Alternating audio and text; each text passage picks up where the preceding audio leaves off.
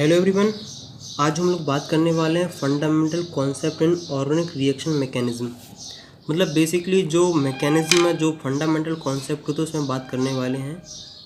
तो यहाँ से आपकी ऑर्गेनिक केमिस्ट्री और भी आसान होती जाती है। लोग कहते हैं कि 11वीं क्लास में जब आते हैं तो कहते हैं कि ऑर्गेनिक केमिस्ट्री आसान है जैसी, लेकिन थोड़ा उसका लेवल हाई होने लगता है। जैसे वो स्टेप अप होता जाता है तो लोग कहते हैं कि ऑर्गेनिक केमिस्ट्री कठिन, इसलिए लोग 12th में सबसे ज़्यादा उन्हें ऑर्गेनिक केमिस्ट्री परेशान करती है। स्टूडेंट गलती क्या कर देते हैं कि 11वीं क्लास में ये सब बेसिक चीज़ें नहीं सीखते ऑर्गेनिक केमिस्ट्री की। 11वीं क्लास में बेसिकली क्या सीखते हैं कि IUPAC नेम सीख लेंगे, आइसोमर सीख लेंगे, थोड़ा बहुत पढ़ लेंगे रेजोनेंस में, लेकिन मैकेनिज्म ये सब पॉइंट के बारे में ज़्यादा डिटेल में नहीं समझते, ना अच्छे समझ पाते हैं, जिसकी वजह से 12th क्लास में काफ़ी परेशानी आती है। 11वीं क्लास में बेसिकली मैं बताऊं तो सबसे पहले वो सब कुछ पढ़ते हैं, उस रिएक्शंस वाले जो पार्ट होते हैं ना उसको बस मिस कर देते हैं। उस पर क्या करते हैं, ज़्यादा दिमाग लगाना नहीं चाहते हैं। कई स्टूडेंट तो भी ऐसे भी होंगे जिन्होंने रेजोनेंस के बारे में ना ज़्यादा पता होगा, ना उन्हें इलेक्ट्रोमैग्नेटिक इफेक्ट के बारे में पता होगा, ना इंडक्टिव इफेक्ट के बारे में पता होगा, और ना ही हाइपर कंजुगेशन के बारे में पता होगा, और फिर कहते हैं कि हमें कोई चीज़ समझ में नहीं आ रही है। ऑर्गेनिक केमिस्ट्री बहुत इंटरेस्टिंग है, बहुत लॉजिकल भी है। IUPAC तुमने देखा होगा, नेम नॉमेनक्लेचर जो करते हैं कितना लॉजिकली है, कितना सटीक है, लेकिन क्या करते हैं कि बच्चे फिर भी इसमें परेशान होते जाते हैं, क्योंकि उस अगर यकीन मानो अगर तुम्हें मैकेनिज्म समझ में आती है तो तुम्हें ऑर्गेनिक केमिस्ट्री बहुत आसान लगेगी। तुम्हें उसका लॉजिक पता चलेगा कि आखिरकार ऐसा क्यों हो रहा है और कैसे हो रहा है। जैसे मैं तुम्हें सिंपल सी एक रिएक्शंस लिखता हूँ, जैसे HCl प्लस NaOH। अगर मैं तुमसे पूछूं कि रिएक्शन क्या होगी, तुम कहोगे कि भैया इसमें से NaCl बनेगा और H2 वाटर बनेगा। तुम कहोगे आखिरकार, मैं कहूँगा कौन सी रिएक्शन, तुम कहोगे भैया कुछ ऐसा हुआ कि एसिड बेस की रिएक्शंस होती है जिसे कहते हैं न्यूट्रलाइजेशन, और न्यूट्रलाइजेशन रिएक्शंस में सॉल्ट बनता है और वाटर बनता है। ये सॉल्ट है, ये वाटर है। मतलब तुम्हें ये वाली रिएक्शन काफ़ी आसान लगी। ये वाली रिएक्शन आसान क्यों लगी? क्योंकि तुम्हें लॉजिक पता है कि कैसे रिएक्शंस हो रही है। अगर बेटा यही चीज़ अगर सोचो, अगर यही चीज़ तुम्हें ऑर्गेनिक केमिस्ट्री में समझ में आ जाए रिएक्शन कैसे हो रही है, मतलब मैं कहना चाहता हूँ, जैसे मान लो ऑर्गेनिक केमिस्ट्री के कंपाउंड लिखते हैं, जैसे बेंजीन कहते हैं, बेंजीन HNO3। आखिरकार इसका कंपाउंड बनता कुछ ऐसा। अभी ज़्यादा नहीं घबराने, हम लोग बेसिक बात कर रहे हैं। H2SO4 मतलब एसिड की प्रेजेंस में ऐसा बनता है। अगर मैं तुम्हें बता दूं कि आखिरकार ये कैसी रिएक्शन हो रही है, इसका क्या प्रोसेस है, तो तुम्हें भी आसान लगेगी। जैसे CH4 प्लस Cl2, इससे बनती है CH3 Cl और HCl। अगर तुम्हें इन सब का लॉजिक पता चल जाए तो खुद सोचो कि ऑर्गेनिक केमिस्ट्री और कितनी आसान हो जाएगी। आधी ऑर्गेनिक केमिस्ट्री जब तक मतलब ये सब थ्योरी में ही चलती है, मतलब मैकेनिज्म, मतलब IUPAC नाम सब कुछ चलता है, मतलब मेन प्रॉब्लम मैकेनिज्म में आती है, रिएक्शंस में आती है। अगर सोचो रिएक्शन ही तुम्हें समझ में आ जाए बहुत बेहतरीन तरीके से, तो ऑर्गेनिक केमिस्ट्री तो पूरी आसान होने वाली है कि नहीं है। तो देखो, अब लोग हम थोड़े बात करना स्टार्ट करते हैं। जो लेफ्ट हैंड साइड एलिमेंट या कंपाउंड मॉलिक्यूल्स होते हैं, कंपाउंड होते हैं, उन्हें बोलते हैं रिएक्टेंट, और मतलब ये सब रिएक्टेंट हैं। और जो यहाँ राइट हैंड साइड होते हैं, क्या होते हैं, राइट हैंड साइड होते हैं, उसे बोलते हैं हम लोग क्या, प्रोडक्ट। क्या है, रिएक्टेंट है और प्रोडक्ट है। अब यही same to same organic chemistry में कैसे बात करते हैं। देखो, ऑर्गेनिक केमिस्ट्री बात करें तो वहाँ क्या ऑर्गेनिक मॉलिक्यूल्स होंगे, क्या होंगे, ऑर्गेनिक मॉलिक्यूल्स। ऑर्गेनिक मॉलिक्यूल्स, देखो इसी ऑर्गेनिक मॉलिक्यूल्स को बोलते क्या, सबस्ट्रेट। मतलब ऑर्गेनिक मॉलिक्यूल सबस्ट्रेट बोलते हैं, या फिर तुम बोल सकते हो कि रिएक्टेंट को ही सबस्ट्रेट बोलते हैं।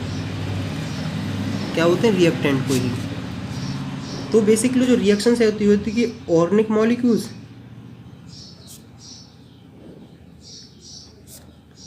प्लस अटैकिंग रिएजेंट, और फिर यहाँ से मान लो बना प्रोडक्ट, यहाँ मान लेते प्रोडक्ट। वो इंटरमीडिएट वाली कहानी बताऊंगा। देखो, जो ऑर्गेनिक मॉलिक्यूल्स है, क्या ऑर्गेनिक मॉलिक्यूल्स, इसे क्या बोलते हैं, सब्सट्रेट बोलते हैं, और दूसरे रिएक्टेंट को बोलते हैं कि अटैकिंग रिएजेंट। इसका मतलब तो इतना जो पार्ट है वो क्या है, रिएक्टेंट है। ये मतलब सबस्ट्रेट हो या अटैकिंग रिएजेंट हो, ये क्या है, रिएक्टेंट है। और ये जो बन रहा है ये प्रोडक्ट तो है ही। जैसे कोई रिएक्टेंट प्रोडक्ट के बीच में एक स्टेप होता है, मतलब एक स्थिति आती है जिसे बोलते हैं इंटरमीडिएट, और सारा काम होता है इंटरमीडिएट का ही खेल, कि मतलब कौन सा मॉलिक्यूल्स कहाँ घूम के कहाँ जा रहा है, किस पे अटैच हो रहा है, वही कहानी पढ़ते हैं हम इंटरमीडिएट में। इसका मतलब है कि इंटरमीडिएट काफ़ी इम्पोर्टेंट एक पार्ट है। मतलब ये समझ लो कि रिएक्टेंट एंड प्रोडक्ट के जो बीच की स्थिति होती है उसी को इंटरमीडिएट बोलते हैं। इंटरमीडिएट ही बताता है कि कौन सा मॉलिक्यूल्स कहाँ जा रहा है, कहाँ अटैच हो रहा है। मतलब जैसे इंटरमीडिएट ही बताएगा कि अगर मान लो बेंजीन है तो HNO3 है, तो HNO3 तो मतलब HO2 को कहाँ ऐड होना है। इंटरमीडिएट ही बताता कि देखो डायरेक्ट यहाँ हमने क्या लिखे थे, प्रोडक्ट हो गया था, रिएक्टेंट हो गया था, मतलब इसे हम बोल देंगे क्या, ऑर्गेनिक मॉलिक्यूल्स। HNO3 क्या है, HNO3 बेसिकली क्या है, अटैकिंग रिएजेंट है। H2SO4 तो मतलब रिएक्शंस फास्ट कराने के लिए है, और ये रहा प्रोडक्ट है। अब इसमें जो बीच की स्थिति बनी आखिरकार ऐसा क्या हुआ इसमें, तो वही बताते हैं इंटरमीडिएट के बारे में। तो मतलब बेसिकली हम लोग स्टार्ट करने वाले हैं मैकेनिज्म। काफ़ी आसान टॉपिक है, बहुत मज़ेदार है। अच्छी बात इसमें है कि इंटरेस्टिंग है। इंटरेस्ट के साथ तभी पढ़ोगे जब उसका बेसिक समझोगे, और मैं कोशिश करूँगा सारा बेसिक क्लियर करूँ। अभी बेसिक सी तो मैं कुछ ज़्यादा याद नहीं रखना, इतना समझना कि जैसे दूसरी रिएक्शंस में रिएक्टेंट प्रोडक्ट होते हैं तो यहाँ भी रिएक्टेंट प्रोडक्ट ही होते हैं। दुनिया की कोई भी रिएक्शंस हो उनमें 3 चीज़ होती हैं, रिएक्टेंट होता है, इंटरमीडिएट होता है, और प्रोडक्ट होता है। क्या होता है, प्रोडक्ट होता है। इसमें तो मैं देख लो प्रोडक्ट में 2 पार्ट डिवाइड करते हैं। देखो प्रोडक्ट जैसे डायरेक्ट प्रोडक्ट बोलते हैं, एक बोलते हैं बाई प्रोडक्ट। जैसे देखो प्रोडक्ट उसे बोलते हैं जो हमें जिस चीज़ की ज़रूरत है, मतलब जो हमारी रिक्वायरमेंट है, और रिक्वायरमेंट के अलावा जो भी चीज़ बनती है उसे हम बाय प्रोडक्ट बोलते हैं। जैसे अगर यहाँ हम बात करते हैं, हमारे पास ये रिएक्शंस है, क्या है, रिएक्शंस है, ये दोनों रिएक्टेंट हैं, ये दोनों प्रोडक्ट हैं। अगर मान लो हमारी रिक्वायरमेंट है NaCl, तो NaCl को बोलेंगे प्रोडक्ट। NaCl के अलावा जो भी चीज़ है वो कहलाएगी बाई प्रोडक्ट। इसका मतलब ये क्या है, बाई प्रोडक्ट है। समझ रहे कि नहीं। जैसे मान लो ये क्या है, ये है ऑर्गेनिक मॉलिक्यूल्स, ये क्या है, ये है अटैकिंग रिएजेंट। अगर मान लो हम CH3Cl के ऊपर मतलब हमारा रिक्वायरमेंट है तो इसे बोलेंगे हम प्रोडक्ट, और इसके अलावा जो भी होता है उसे बोलते हैं बाई प्रोडक्ट। तो मुझे उम्मीद है कितना समझ में आ गया होगा कि कैसे क्या है। तो अब लोग हम वही बात करने वाले हैं कि मैकेनिज्म में। देखो मैकेनिज्म का नाम सुन के घबराओ नहीं, मुझे पता है कि डर बैठा है, लोगों ने गलत डर बैठाए रखा है। क्या है, लोगों ने गलत डर बैठाए रखा है। अगर हम लोग क्या कहते हैं, केमिस्ट्री, फिजिक्स और मैथ।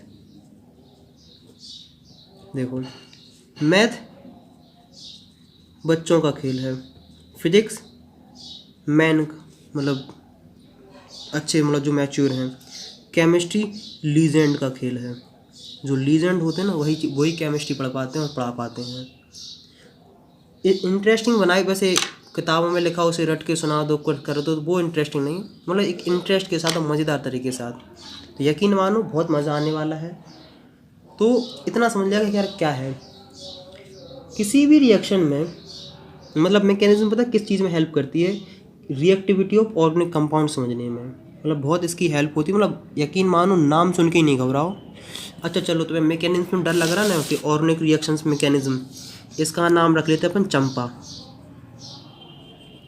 क्या रख लेते हैं, चंपा। या फिर इसका नाम रख लेते हैं महबूबा। खुश, मतलब अपन क्या पढ़ने वाले, महबूबा के बारे में पढ़ने वाले हैं।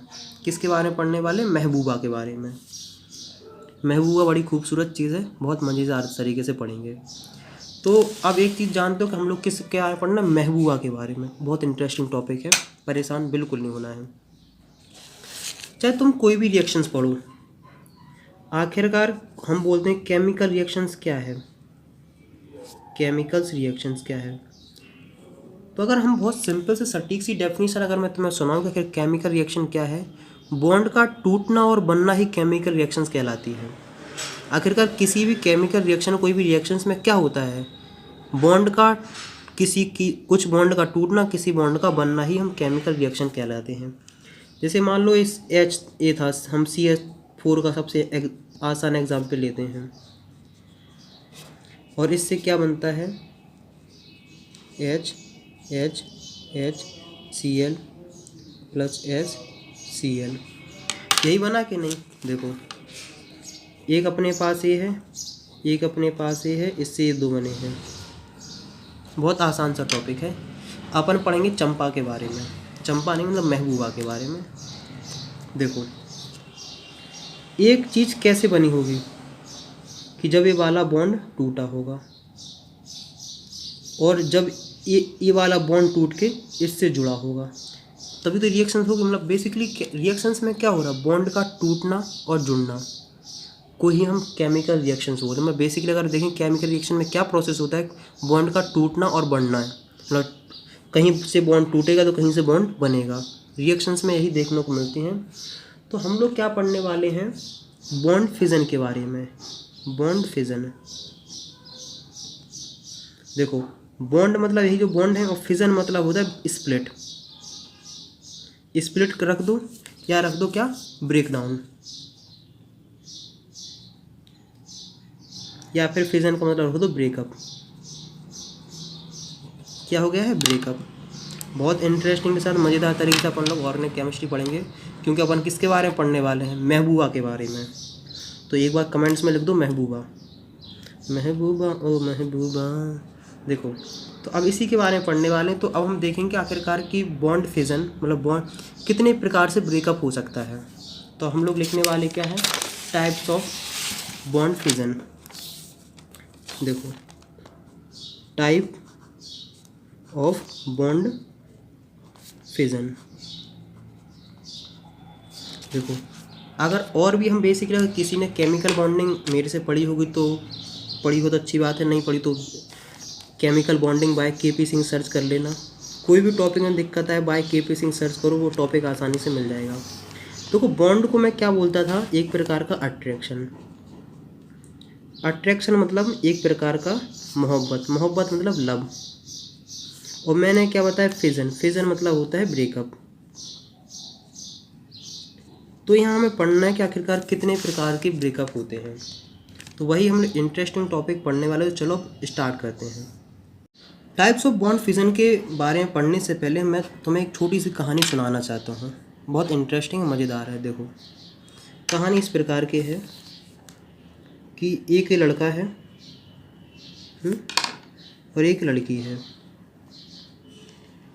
इन लोगों की बात चैट मैट जहाँ से मतलब फेसबुक, टिंडर, इंस्टाग्राम, टिकटॉक कहीं से भी स्टार्ट हुई है, अपन को उससे मतलब नहीं है।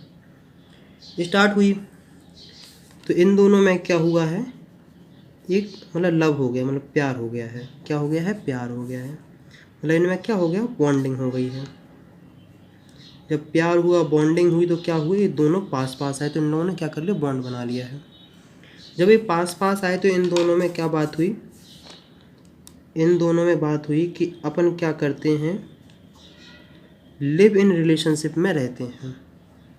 तो जैसे इसने कहा कि अपन लिव इन रिलेशनशिप में रहते हैं, तो लड़की के दिमाग में सबसे पहले आया कि इतना पैसा कहाँ से लाएं, इतना पैसा कहाँ से लाएं।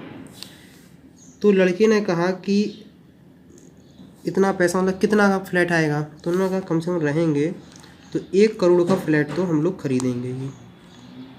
मतलब ये सोच लो कि सबसे लोएस्ट प्राइस यही है कि 1 करोड़, 1 करोड़ से नीचे कोई फ्लैट नहीं है। उसने अच्छा, उसने कहा यार 1 करोड़ का फ्लैट है, लेकिन यार मेरे पास तो बाबू सोना चांदी जादू का टोना, मेरे पास तो सिर्फ 50 लाख है। क्या है, 50 लाख है। उसने कहा ओ मेरे राजा जानू जादू का टोना सोना, मेरे पास ही 50 लाख हैं। दो लोगों ने 50-50 लाख मिलाए, 50 लाख प्लस 50 लाख और 1 करोड़ बन गए। मतलब अब ये दोनों लोगों ने 1 करोड़ रुपये मिलाए और एक ही मकान में मतलब रहने लगे, फ्लैट में। तो इन दोनों के बीच में बॉन्डिंग तो मतलब मोहब्बत तो थी, लेकिन जो बॉन्ड स्ट्रॉन्ग बॉन्ड किसने बना दिया है? इस फ्लैट ने, जिसकी कीमत थी 1 करोड़। क्या थी? 1 करोड़। लड़की गंजी थोड़ी हो गई यार, बाल होने चाहिए। मतलब 1 करोड़ मिला दिए हैं। लेकिन कोई भी मोहब्बत हो, हर चीज़ की एक उम्र होती है। तो क्या हुआ, इन दोनों में लड़ाई झगड़ा हुआ कि अब नौबत किस पे आ गई है? ब्रेकअप पे। क्या आ गई है? ब्रेकअप पे। क्योंकि कुछ ना कुछ तो वजह आ गई, मतलब ब्रेकअप होने के आ गई है। तो अब इन दोनों ने क्या कहा कि हम ब्रेकअप करना चाहते हैं। क्या करना चाहते हैं? ब्रेकअप करना चाहते हैं। अब ब्रेकअप होगा, इसका मतलब जो तुमने 1 करोड़ का फ्लैट खरीदा है वो, उसकी 2 कंडीशन है कि 1 करोड़ का फ्लैट कि आधे आधे पार्ट कर दिए जाएंगे, 50 लाख तुम और 50 लाख तुम, अपने अपने 50-50 लाख लो और निकल लो। एक कंडीशन यही है। दूसरी कंडीशन ये है कि 1 करोड़ का फ्लैट जो है वो सिर्फ लड़का रख ले, लड़की को कुछ भी ना दे। दूसरी कंडीशन ये है कि 1 करोड़ का जो 1 करोड़ है फ्लैट के, वो लड़की रख ले और लड़के को कुछ ना दे। यही बात हो रही। मतलब यहाँ क्या होने वाली? यहाँ होने वाली है बायसिंग, मतलब बेईमानी। यहाँ वो दोनों इक्वल इक्वल पार्ट में पढ़ रहे थे, तो यहाँ कोई बात नहीं थी। अगर इक्वल इक्वल पार्ट में बटें तो इस प्रकार को क्या कहेंगे? होमोलिटिक। देखो, होमो मतलब होता है सेम, और लिटिक मतलब होता है स्प्लिट, मतलब बराबर बराबर पार्ट में डिवाइड कर दिया गया है। अगर बेईमानी जहाँ बायसिंग होने लगे तो उसको बोलते हैं हेट्रो। क्या बोलते हैं? हेट्रो और लिटिक। हेट्रो मतलब होता है डिफरेंट और लिटिक मतलब होता है स्प्लिट। इसका मतलब कि यहाँ कुछ बेईमानी होने वाली, यहाँ तो सब बराबर पार्ट बट रहा था। तो देखो, अब हम पढ़ते हैं टाइप्स ऑफ फिजन में। टाइप्स ऑफ फिजन होते हैं वो दो प्रकार के, तो homolytic fission and heterolytic fission. इस कहानी को ध्यान में रखना, पूरा केमिस्ट्री समझ में आ जाएगी। तो हम सबसे पहले क्या बात करने? होमोलिटिक फिजन और हेट्रोलिटिक फिजन। कारो कैटाइन, कारो एनाइन कैसे क्या बनता है अपन सब पढ़ेंगे। फ्री रेडिकल, मिडी रेडिकल सब पढ़ेंगे। तो हम लोग अब क्या हेडिंग डाल लो? अब डाल लो होमोलिटिक। क्या हेडिंग डालनी है? Homolytic fission. हम होमोलिटिक फिजन के बारे में बात करने वाले हैं। डेफिनेशन तो लिखवाएंगे, वो कोई बड़ी बात नहीं है, लेकिन सबसे पहले समझना है। जैसे मान लो ये दो, एक एटम एक दूसरा एटम, इन दोनों के बीच में होती है बॉन्डिंग। जब इसका मतलब होता है कि ऐसे 2 इलेक्ट्रॉन हैं, एक इलेक्ट्रॉन यहाँ है और एक इलेक्ट्रॉन है यहाँ। जो भी हम बात कर रहे थे, जो 2 इलेक्ट्रॉन पेयर है, ये वो कहे क्या है? वही फ्लैट है। फ्लैट कौन सा? 1 करोड़ वाला। 1 करोड़ वाला फ्लैट है।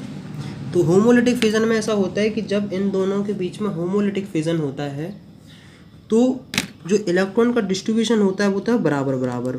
मतलब क्या होता है? बराबर बराबर। होमोलिटिक फिजन में ऐसा होता है कि इसके पास 1 इलेक्ट्रॉन आ जाता है और 1 इलेक्ट्रॉन इसके पास आ जाता है। ऐसा सोच लो कि इसने अपना इलेक्ट्रॉन ले लिया है और इसने अपना इलेक्ट्रॉन ले लिया है। और ये सोचो कि जो अनपेयर्ड इलेक्ट्रॉन होते हैं, मतलब इसके पास अब अनपेयर्ड है ना, इन्हीं दोनों को बोलेंगे फ्री रेडिकल। इसकी भी हम लोग पूरी कहानी पढ़ेंगे, घबराना नहीं। इसको क्या बोलते हैं? Free radical. ये तो अपन ने सिंपल समझा। जैसे मान लो हम कोई रिएक्शंस देखते हैं, C6H5 COO, रिएक्शन देख के घबराना, मतलब एलिमेंट देख के घबराना नहीं।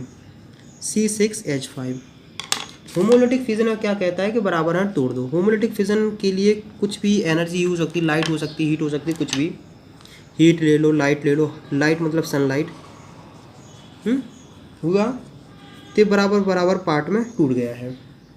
मतलब ये जो इलेक्ट्रॉन यहाँ था, एक इलेक्ट्रॉन इसके ऊपर आ गया, एक इलेक्ट्रॉन आ गया इसके ऊपर। तो कहानी कैसे बनी है, C6H5COO ये रहा कन्फर्म, और एक रहा इसका भी रहा है वो C6H5। ये देख लो कि ए वाला और ए वाला सेम सेम लग रहा है, तो इसको हम ऐसे भी लिख सकते हैं 2C6H5। और यहाँ एक अपन इसको बाद में पढ़ेंगे, बस इतना समझ लो कि इतना है, क्योंकि फिर एक CO2 भी फॉर्म होगा, उसमें अपन को ज़्यादा नहीं पढ़ फ्री, मतलब ए कहलाएगा, ए होता है फ्री रेडिकल। लेकिन देखो मेरा कहने का मतलब है कि बेसिक सी चीज़ इतनी समझ में आ गई कि आखिरकार इसमें कैसे विजन हो रहा है, कहाँ कहाँ इसका ब्रेक डाउन हो रहा है। अपन पूरा फ्री रेडिकल डिटेल में पढ़ेंगे, वहाँ बिल्कुल घबराने वाली बात नहीं। लेकिन जहाँ जो रिक्वायरमेंट है सिर्फ अपन को अभी उतने पे ध्यान देना है कि फ्री रेडिकल कैसे फॉर्म होता है। फ्री रेडिकल मतलब होता है कि वो एलिमेंट जिसके पास अनपेयर्ड इलेक्ट्रॉन हो। अनपेयर्ड इलेक्ट्रॉन ये सोच सकते हैं कि जिसके पास ऑड नंबर ऑफ इलेक्ट्रॉन हो। तो मुझे उम्मीद है कि हाँ तुम्हें समझ में आ गया कि फ्री रेडिकल क्या, पूरा डिटेल में पढ़ेंगे, घबराना नहीं, हम लोग फुल डिटेल में पढ़ेंगे। देखो इसको तुम देखो, मतलब ये तो बात ही कहानी, लेकिन फिर भी यहाँ लिख देते हैं कि इसको अपन पता कैसे लिख सकते हैं। इसको अपन लिख सकते हैं 2C6H5 और C⋯OOO। इतना तो मतलब इसको ऐसे भी लिख सकते हैं, दोनों एक सी लगा एक साथ लिख सकते हैं। यहाँ तक बात समझ में आई तो बोलो हाँ, अगर नहीं आई तो एक बार वीडियो पॉज करके रिवाइज कर लो, ताकि अच्छी समझ में आएगी। क्योंकि अब जो हम लोग पढ़ने वाले हैं हेट्रोलिटिक। वैसे मुझे लग रहा है कि फ्री रेडिकल के अलावा बाकी सब चीज़ समझ में आ गई होगी। अब हम पढ़ने वाले हैं हेट्रोलिटिक फिजन के बारे में। तो चलो अब पढ़ते हैं हेट्रोलिटिक फिजन के बारे में। हेट्रोलिटिक फिजन के बारे में पढ़ने से पहले एक बात और क्लियर कर लो कि आखिरकार होमोलिटिक फिजन में क्या होता है। होमोलिटिक फिजन में क्या हो रहा है, सिमेट्रिकल डिस्ट्रीब्यूशन हो रहा है कि नहीं। सिमेट्रिकल मतलब होता है कि इलेक्ट्रॉन जो ये बीच का इलेक्ट्रॉन था, ये बराबर बराबर इक्वल पार्ट में बट रहा है। इसका मतलब होता है कि होमोलिटिक फिजन होता है वो तो सिमेट्रिकल फिजन। क्या होता है, सिमेट्रिकल फिजन, क्योंकि इसमें दोनों इक्वल पार्ट में से, देखो इसको देख के नहीं सोचना कि एलिमेंट मतलब मॉलिक्यूल इक्वल पार्ट में टूटा है। इतना याद रखना कि जहाँ ये बॉन्ड ब्रेक हो रहा है उसमें इलेक्ट्रॉन बराबर बराबर दे देने चाहिए। मतलब अगर 2 इलेक्ट्रॉन पार्टिसिपेट करते हैं तो 1 इलेक्ट्रॉन इसको दे दो और 1 इलेक्ट्रॉन दूसरे वाले को दे दो, उसे बोलते हैं सिमेट्रिकल फिजन। वो बाकी सारा लॉजिक मैच हो जाएगा, वो हम लोग जब आगे पढ़ेंगे तो समझ में आ जाएगा। अभी बेसिकली हम लोग क्या पढ़ रहे हैं, टाइप्स ऑफ बॉन्ड फिजन कैसे होते हैं। तो हम लोग बात करने वाले हैं हेट्रोलिटिक फिजन के बारे में। फ्री रेडिकल के बारे में, इलेक्ट्रोफाइल, न्यूक्लियोफाइल सब पढ़ेंगे। तो हम क्या पढ़ने वाले हैं, हेट्रोलिटिक। वैसे इसकी कहानी भी काफ़ी आसान तरीके से समझ में आ गई होगी। क्या होगा, हेट्रोलिटिक फिजन। अपन भाई प्यार मोहब्बत वाली कहानी से इसको भी समझते हैं पहले। जैसे मतलब लड़का लड़की थे, ये लड़का है ये लड़की है, और इन दोनों में बॉन्ड था, किसकी वजह से था, वो था एक फ्लैट का। फ्लैट की कीमत थी 1 करोड़। और यहाँ होमोलिटिक फिजन मतलब कि कोई एक फ्लैट के सारे पैसे रख लेगा, दूसरे को कुछ भी नहीं मिलने वाला है। तो ये बताओ, अब 1 करोड़ है रुपए है, रकम बड़ी है। इसमें जो व्यक्ति क्लेवर मतलब चालाक होगा वो अपने पास सारे पैसे रख लेगा और दूसरे को बना देगा मूर्ख।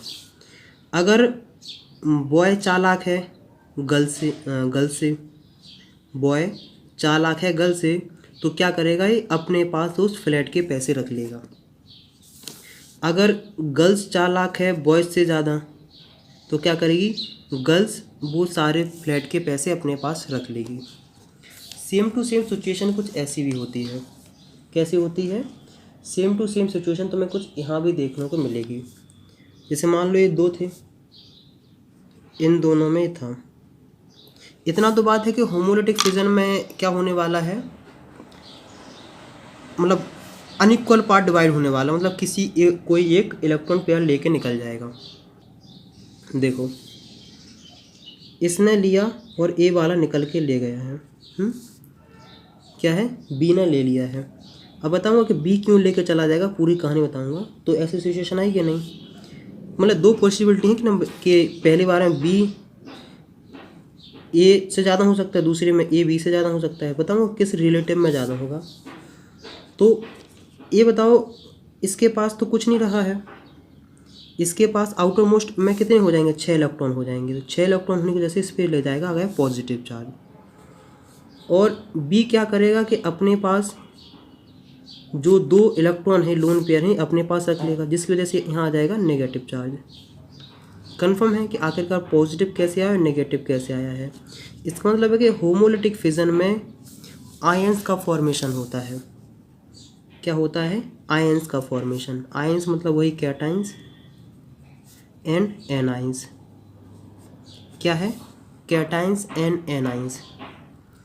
दूसरी कंडीशन क्या है कि ऐसा हो जाए कि ये वाला दोनों अपने पास रख ले, तो इसके पास 2 इलेक्ट्रॉन आएंगे तो इसके पास नेगेटिव चार्ज आ जाएगा और बी वाले के पास पॉजिटिव चार्ज आ जाएगा। बताऊँ कैसे आता है। देखो अगर बी इज़ मोर इलेक्ट्रोनेगेटिव, क्या है, B is more electronegative than A. अगर बी ज़्यादा इलेक्ट्रोनेगेटिव है ए से तो क्या करेगा, ए इलेक्ट्रॉन का पेयर अपने पास रख लेगा। इसमें क्या देखने को मिल रहा है कि A is more electronegative than B. इसमें बात ऐसी होती है कि अगर 2 एलिमेंट हैं ए एंड बी, देखो इसमें क्या होता है कि जो इलेक्ट्रोनेगेटिव ज़्यादा होगा वो इलेक्ट्रॉन पेयर अपने पास रख लेता है। अगर हम देख के पता चलेंगे कि आखिरकार इसमें कौन सा फिजन होने वाला है, तो सबसे पहले तुम्हें देखना कि आखिरकार उसमें किस प्रकार के एलिमेंट ऐड हैं। जैसे मान लो तुमने देखा कि ए एंड बी में क्या होने वाला है, फिजन मतलब ब्रेक डाउन होने, मतलब ब्रेकअप होने वाला है। तो सबसे पहले देखो कि आखिरकार इन दोनों में इलेक्ट्रोनेगेटिव ज़्यादा कौन है।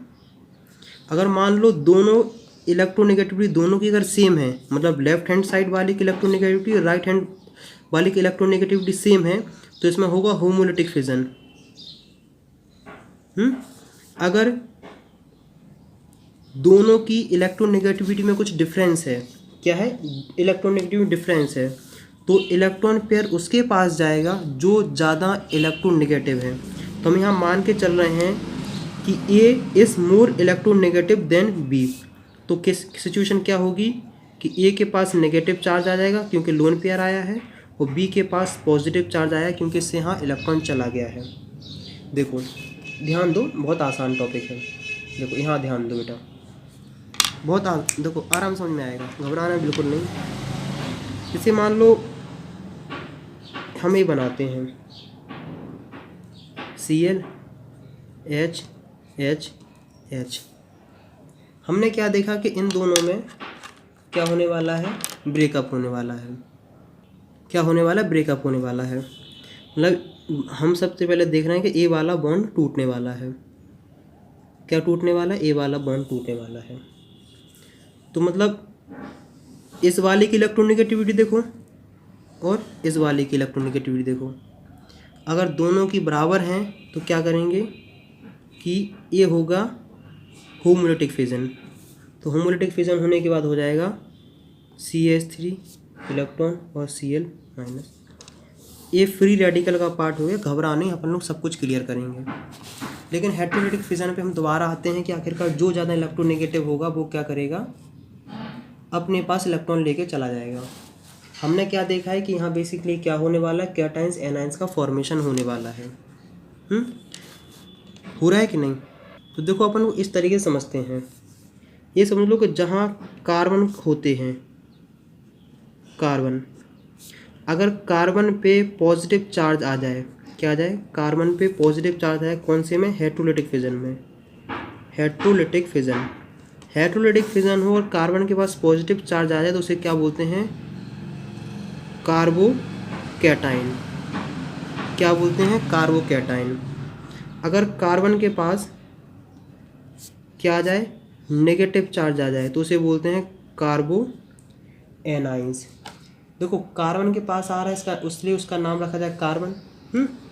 कार्बो एनाइंस। तो मुझे उम्मीद है कि यहाँ तक तुम्हें काफ़ी हद तक समझ में आ गया होगा। कार्बोकैटायन को कई जगह तुम्हें देखने को मिलेगा, तो इन लोगों को क्या कहा जाता है? कार्बोनियम। Carbonium ions. लेकिन कार्बोकैटायंस, कार्बो एनाइंस याद रखोगे तो ज़्यादा सही रहेगा। जब इतना पढ़ रहे हैं तो मैं थोड़ा एरो के बारे में बता दूं कि यहाँ जो ऑर्गेनिक केमिस्ट्री में जो इलेक्ट्रॉन का मूवमेंट होता है, मूवमेंट ऑफ